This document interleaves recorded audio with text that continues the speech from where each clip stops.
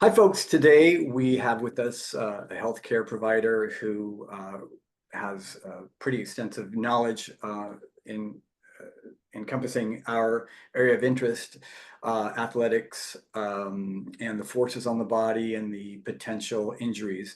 Alan Reid is an athletic trainer, and he's agreed to share his wisdom and set a little bit of a framework for you for what an athletic trainer does and when you might want to seek their services. Alan, thanks Oh, for thank you this. for having me. Um, so, an athletic trainer overall, we're allied healthcare professionals, and you have to seek out a national certification, sit for a national exam, and then also maintain a certain level of educational units per year overall. And then also from there, each state has its own license and regulations. From there, California is still working really hard to nail down a lot of those regulations. But if you're in the California area, just seek out a nationally certified athletic trainer and you'll be all set, right? But overall, we're healthcare providers, somewhere between same thing as like physical therapists. We want to improve your function overall, and we want to help you return to sport and activity. Our four main domains are injury prevention, injury recognition, and evaluation, and then treatment and rehab of that injury, and then return back to sport or normal activities of daily living overall. You may have originally seen this more in the traditional setting, maybe on a football field, your child's high school setting or college, working with traditional sports. But athletic trainers work in a variety of settings, anywhere from just a private practice like I do now, into they work in physicians' offices, they work with military and police and that kind of thing. Um, and so a whole variety other than just traditional sports settings overall. Great, thanks. And can you tell us a little bit about your personal background and how you were drawn to this field? Yeah, so it goes all the way back to high school. I always knew I wanted to do something in medicine and involve in helping people. And I just kind of got drawn into athletic training just because it's different every day. I enjoy helping people, but it's always a new challenge each day. I completed my bachelor's degree in athletic training from Texas Christian University and went on to get a master's advanced degree in athletic training from California University of Pennsylvania. From there, I spent about 20 years of my career professionally, working in all kinds of sports settings. I started out with minor league baseball and hockey. Um, spent a few years working in professional soccer with Major League Soccer, FC Dallas. And then my last 8 or 9 years, I worked at a private K through 12 independent school here in Fort Worth, Texas. From there, I kind of realized there was a bigger gap and a need for athletic training and athletic therapy for active individuals here in this area. You know, those that are outside of the traditional organized sports setting still get injuries, still have aches and pains, and still have things that limit their activity. And I wanted to provide that. So almost 3, 4 years now ago, I opened up my own business, Rally Time Athletic Therapy. So you said you started with soccer and hockey and Yeah. baseball. So you probably saw a lot of lower body soft tissue injuries from pivots, hard decelerations, things like that. Torn meniscus injuries. Yeah, yeah, so like a variety of knee injury, ankle injuries, the joint injuries themselves, the soft tissue, hamstrings, sports hernia growing, that kind of thing. Right. And then just dealing with this just the day to day aches and pains, right? Like Sure. the baseball player, the pitcher, that their arms sore. How do you get them back on the mound, right? Their next starts in 3 days, and kind of dealing and managing a lot of that stuff as well. Okay, great. Uh, um, I have to I have to discipline myself not to go on too many tangents because this is the first time that Alan and I have spoken, and I always have, as we talk, I have more questions I'd like to ask, and maybe we can do another installment at a certain point. But let's kind of keep moving forward in terms of delineating the care that's provided for injury prevention and return to activities. for, let's say, an AT versus a physical therapist versus sort of that in between period when, they're, the prehab where they're largely resolved as far as the injury is concerned, but maybe the athletes should approach their training a little bit differently, have more, dispersed loads, or address range of motion or strength imbalances, dominant to non-dominant side, upper body, lower body, front, back. Can you speak to that a little bit? Yeah. So I think in the end, it's a team effort, right? Either between healthcare physicians, healthcare providers, PTs, ATs, personal trainers, all that kind of stuff. And it all becomes a communication and team effort overall, which, you do in a sports setting, but then I also do here in private practice as well, right? Our job as athletic trainers is to recognize injury, do a full evaluation and assessment of the range of motion, the swelling, the actual joint stability. So going through special tests specifically, and then setting up proper referral methods from there, right?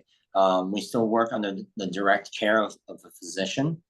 You can get into the world of payment structures and insurance, all that kind of stuff. That's a whole different world. Yeah. But primarily, physical therapists have to have a referral directly from a physician, or have a physician be seen within so many days or so many visits. Athletic training is a little different, especially here in Texas. We have standing orders, that kind of thing, and you work under the direct care of a physician, so you're constant communication. But a referral back to that physician is a little different, So if I have a client or a patient present to me with a sore shoulder, right?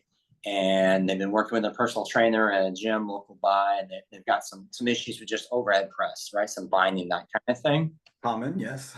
Yeah, we'll go through a whole evaluation process, right?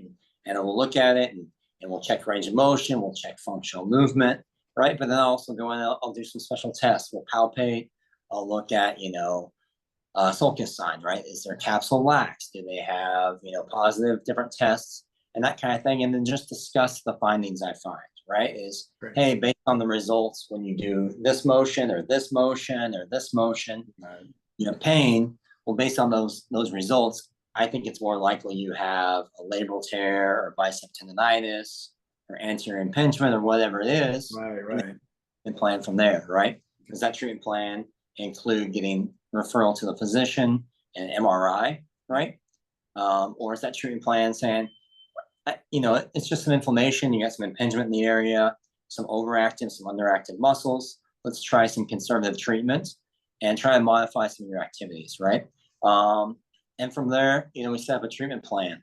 And that might be, okay, see me every 7 to 10 days. We're going to do some kind of manual therapy intervention, either just massage, cupping, or even dry needle work, right, to reduce some of that inflammation. And then even coordinate back with the personal trainer or whoever else they work with, and try and modify their activities, right? And that's always been my job, right? Doesn't matter the setting, if it's the private world or the sports setting, it's always communicating with those other people involved, right, in that athlete or that client's life, and seeing how they can still be active and still be involved without limiting their motion, right? Like, you can't do a squat, do a modified split stance. How can we, they're saying no to activity is not a common thing. Right, sure. Well, thanks for not only giving us some examples of the evaluative criteria to assess the nature and the severity of the injury, but also giving us a little bit of a view of the care path and some of the logistics that I know it's just an unnecessary, it's an unavoidable necessity for folks to know kind of, where to go and how to manage to navigate that process. So, our audience is primarily over 50 athletes, are very much more physically active than the typical, over 50 run-of-the-mill person. What can you tell me about hurdles that you've faced in transitioning from formal sports to a private practice specifically for our community? It's been a fun ride, I know that one. I'd say my average patient age is late 50s and early 60s right now. you know. Same for me. Yeah, and it's been really enjoyable working with, older clientele. Right. But I guess two big things is A, in the formal sports setting, you see someone every day, so it's how's that treatment work, how you respond to it, how we need to modify rehab and that kind of thing. Sure. In the private practice, you might see them twice a week, 3 times at best, but really it's somewhere between 5 and 7 days I see people. Got it. So it's really hard for me to judge. It's taken a little bit to figure out is how that treatment really feel. How did you react to the treatment? Were you sore? When you get that, no, it was all right. That's really hard to, to figure that out. I've had to dive a little deeper. Right. Thing is, as I've transitioned into older clientele or patients, is the healing rates are different, right? We understand that collagen production decreases, protein synthesis, all that kind of stuff. Our timeline decrease, right? Or increase. Sorry, they spread out, right? And kind of dealing with some of that kind of stuff, right? Dealing with some hormonal changes which occur both in men and women. Right. And then on the flip side is being aware of that and having resources available, right? Is that referral to functional nutritionist? Is that referral to a hormone specialist or someone, your primary care physician that can maybe address that? But also being upfront with the communication with the patient themselves, right? Like your shoulder sore, tendonitis, right? And a healthy 24-year-old professional soccer player, tendonitis just kind of goes away in a week or so. Of course, yeah. An older adult, it's going to take a little longer, and up front and presenting that timeline up front is better for both me and the patient and the client, right? Sure. But at the same time, how can we play with physiology, right? Can we do blood flow restriction? Can we do dry needling, right? Infrared treatment, something like that, to kind of stimulate some of that healing process. Right. And I would guess that for my unique community that there's a lot of variation in how receptive they are to different therapies, maybe something they're a little bit more familiar with, or maybe they just have a really strong trust bond with you and good experiences with you, and they're more willing to explore, sort of more contemporary modalities and that sort of thing. You find that's the case? Because some of us stuck in our ways, some of us older folks. No, I think it's twofold, right? Like some people are hesitant, right? For sure. For instance, I have a lady that she's late 50s, early 60s. She's a realtor. She's also a barrel racer, right? Oh, wow. That's great. It's Texas, right? And she's got neck pain. She works out regularly. She works out with personal training. She goes to a chiropractor, and she's just kind of at the point of nothing's working. What else can I do? And that's how I found her, and we've talked through different treatment options. She was very hesitant about some stuff, and I think building that trust and kind of talking through the pros, the cons, physiologically, like here's why I think this is a good idea for her, has kind of helped out overall, and I think, like you said, like building that trust and that bond, right?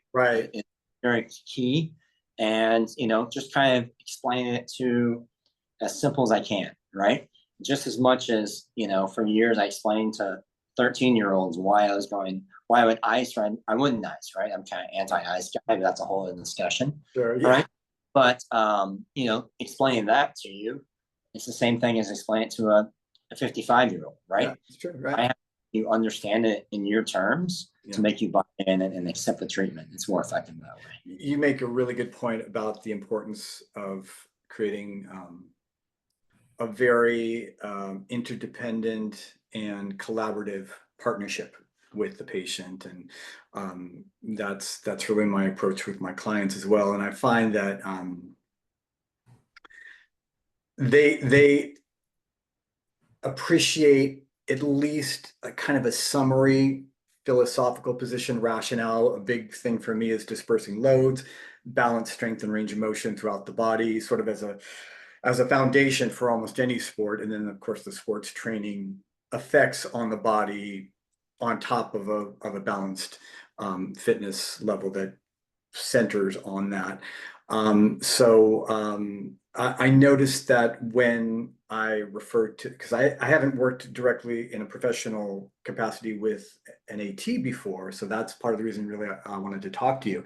I have a physical therapist here in town who I do a lot of work with, but I'm getting more athletic clients now, so I appreciate getting a clearer view of where some of the specific aspects of expertise would really come in handy. And I just want to say before we wrap it up, and I'm going to ask you if there's anything else that you want to add, but I do want to let everybody know I will include when I post this and when I send it out on my email list that I'll include Alan's business website. Take a look at his profile. He's obviously extremely dedicated to lifelong learning and specific training in areas that could be helpful to his patient client base. And so I really admired that about you, and I appreciate that you bring that to the table with your insights. So anything else you'd like to share before we wrap it up?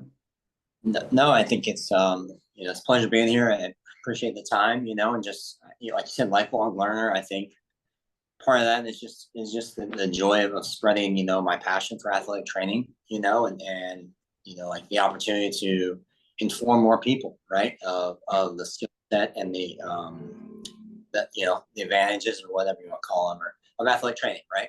We're out there, good people out there working. Great. Well, thank you so much for your time today and for your insights, and perhaps we can touch base again. I'm sure I'll come up with a bunch of additional questions based on what we talked about today, but I'll definitely be keeping in touch professionally as well. So thanks so much for sharing your time with us today. Yeah, thank you. Take care. Thanks.